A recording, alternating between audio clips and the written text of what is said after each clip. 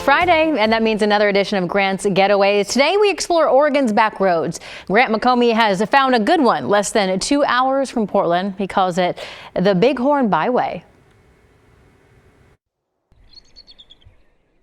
You see bald eagles and golden eagles in their daily routine. It's an age-old predator-prey game amid timeless rimrock country at Lake Billy Chinook near Madras, Oregon. You never know what's going to be going on at one of the viewpoints or at the Overlook Park. A place where three rivers called Metolius, Crooked, and Deschutes merge into a 7-mile-long watery playground.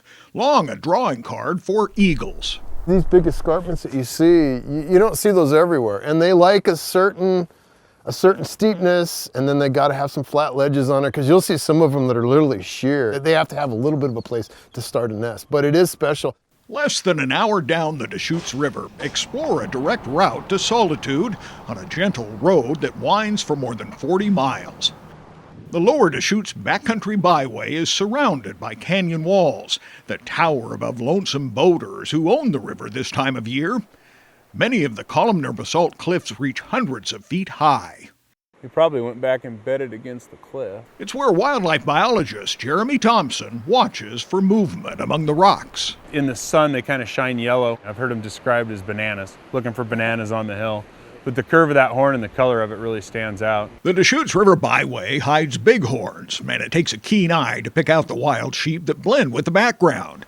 Females, called ewes, gather in small herds. They're pretty gregarious. They like to hang out together throughout the entirety of the year.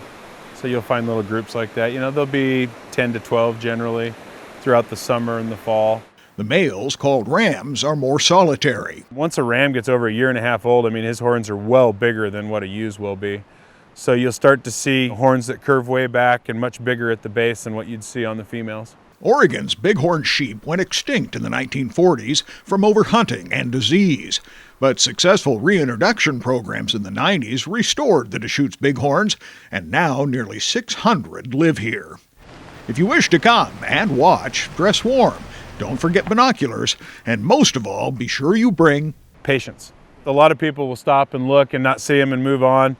You know, if you just sit down and watch and look at some of these bigger cliff complexes, eventually they'll be surprised. There'll be sheep in them and they just haven't been able to see them. You will see them down a backcountry by road that's one of the best around. With photographer Jeff Kastner, Grant McComey, KGW.